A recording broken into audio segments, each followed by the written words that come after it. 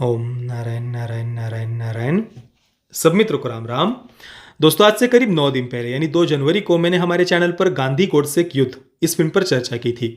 दोपहर को 12:30-1 बजे के करीब मैंने वो वीडियो अपलोड किया था और हमारा वीडियो अपलोड होने के लगभग 2.5-3 घंटे बाद ही इस फिल्म के ऑफिशियल टीजर को, जो 1 मिनट और 32 सेकंड का था, उसे यूट्यूब पर रिलीज किया गया था। पीवीआर पिक्चर्स इस यूट्यूब चैनल पर उसे अपलोड किया गया था। तो मैंने दोबारा से उस पर कोई वीडियो नहीं बनाया था क्योंकि 2.5-3 घंटे पहले ही हमने इस फिल्म पर चर्चा की थी।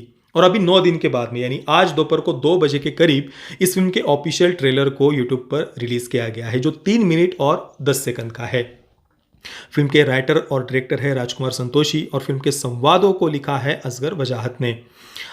9 दिन पहले जब मैंने इस फिल्म पर चर्चा की थी तो मेरे मन में कई सारे प्रश्न थे इस फिल्म को लेकर कि मुझे इस फिल्म के बारे में क्या विचार करने चाहिए, फिल्म के जो डायरेक्टर है उनकी क्या विचारधारा है, वे इस विषय को कैसे प्रस्तुत करेंगे वगैरह, ऐसे कई सारे मन में प्रश्न थे।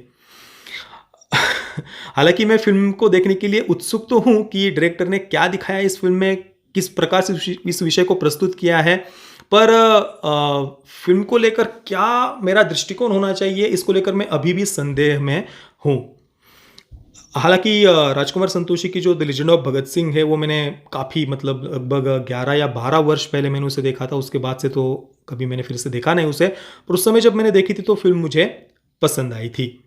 9 दिन पहले जब मैंने चर्चा की थी तो काफ़ी सारी बातें हमने ऑलरेडी वहाँ पर की हुई है, पर पिछले 9 दिनों में और भी बहुत सारी बातों को मुझे जानने को मिला है।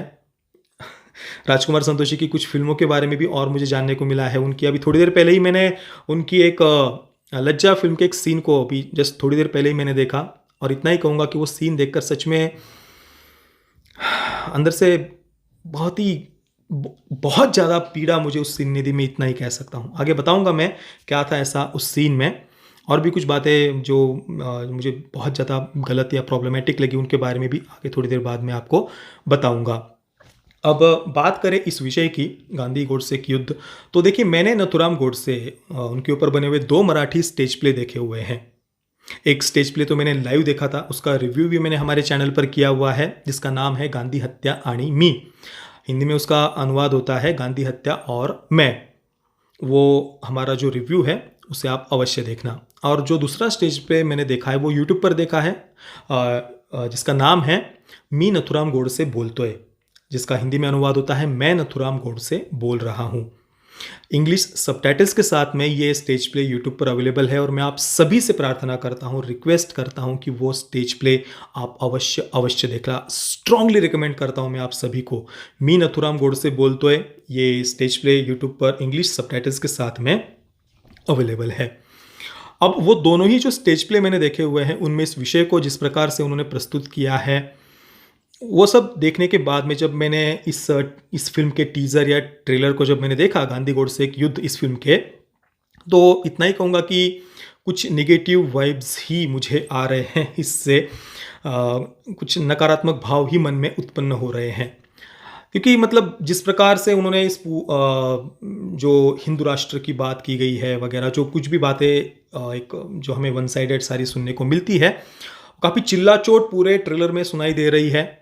और वो जो बातें की गई है उनके पीछे की उस समय की परिस्थिति क्या थी, वो बोलते हुए तो सुनाई दे रही है हमें वो बातें, पर उसके पीछे की परिस्थिति क्या थी, कितनी गंभीर परिस्थिति थी। लाखों लाखों जो हिंदुओं का नरसंहार हुआ था, अनगिनत महिलाओं के साथ में जो बलात्कार हुए थे, वो जो पीड़ा है, पार्टीशन डे वगैरह, बहुत सारी बातें हैं। उसके पीछे की वो जो पीड़ा है, उस समय की जो परिस्थिति है, वो सब तो हमें कुछ दिखाई नहीं दे रहा, पर जो बातें दूसरी बस जो सुनाई दे रही है वो बस चिल्ला चोट हमें सुनाई दे रही है।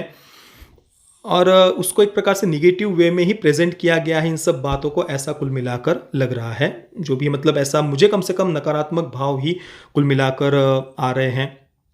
बाकी अभी तो फिल्म देखने के बाद ही बाकी बातें हमें पता चलेंगी। और राजकुमार संतोषी, उनकी मैंने अभी लज्जा फिल्म का जो सीन मैंने शुरुआत में आपको बताया वो अभी देखा मैंने, और इतना ही कहूँगा कि बहुत बहुत ज़्यादा अंदर से उस सीन ने पीड़ा दी। रामायण को लेकर वामपंथियों का जो भी वामपंथी प्रोपेगेंडा चलाते हैं रामायण को लेकर, प्रभु श्री रामचंद्र जी को मिसोजिनिस्ट वगैरह जो बताते हैं, नारी विरोधी बताते हैं, और भी शूर्पणखा की नाक काटी गई थी इसलिए रावण ने हमला किया था, माँ सीता का अपहरण किया था, इस प्रकार का जो जस्टिफिकेशन वगैरह जो हम सुनते हैं वामपंथियों से, जो कुछ भी वामपंथी और लेफ्टिस्टों का प्रोपेगेंडा होता है रामायण को लेकर, वो सब कुछ मैंने लज्जा फ़िल्म के उस एक सीन में, रामलीला का एक सीन है, उस एक सीन में वो सब मुझे देखने को मिल गया और उससे भी कई स्टेप आगे था वो सीन। अ, माधुरी दीक्षित ने माँ सीता की भूमिका उस रामलीला में निभाई, ऐसा दिखाया है फ़िल्म में।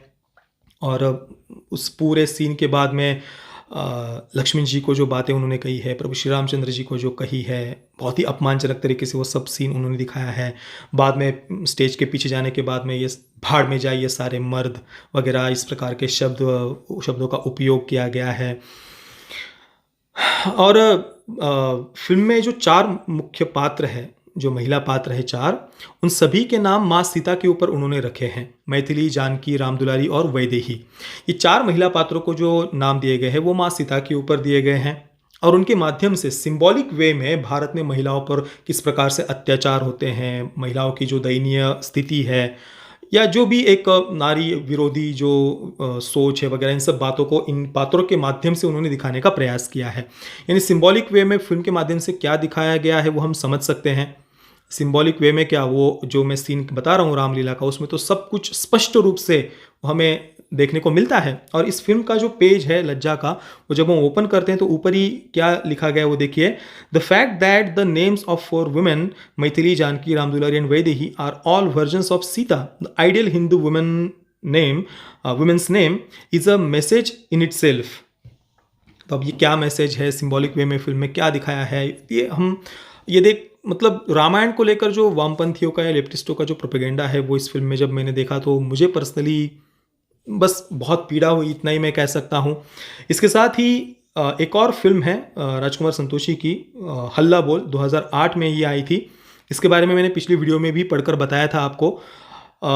The film touches upon the Jessica Lal murder case, Aamir Khan's involvement in the Narmada Bachao Andolan, जो कथित नर्मदा बचाओ जो आंदोलन था, उसके बारे में भी उस फिल्म में दिखाया गया, ऐसा लिखा है यहाँ पर। The right to information act and public participation in fighting corruption. It also references the theatre group Jan Natya Manch, whose leader Sardar Hashmi was killed by political rivals while performing a street play by the same name, हल्ला बोल। तो सरदार हाशमी एक प्रमुख communist leader थे। Communist उन्हें अपने सबसे प्रमुख लीडर्स में से एक मानते हैं। तो एक राजकुमार संतोषी, उनकी जो एक विचारधारा है वो लेफ्ट की तरफ झुकी हुई, कुल मिलाकर जितना मैंने पढ़ा या जाना है उस के अनुसार मुझे ऐसा लगता है लेफ्ट की तरफ झुकी हुई है। अब पता नहीं इस फिल्म में गांधी गोडसे की इस फिल्म में वो क्या दिखाएंगे या क्या दिखाने का उद्देश्य है। बाकी मैं तो आपको सजेस्ट करूंगा कि मी नथुराम गोडसे बोलतोय, ये जो मराठी स्टेज प्ले है, यूट्यूब पर आप इंग्लिश सबटाइटल्स के साथ इसे देख सकते हैं, उसे आप अवश्य देखना। बाकी दोस्तों, आपके इस पूरे विषय के बारे में क्या विचार है, मुझे आप नीचे कमेंट में अवश्य बताना। ये वीडियो देखने के लिए आप सभी मित्रों का बहुत बहुत धन्यवाद। जय श्री राम, वंदे मातरम।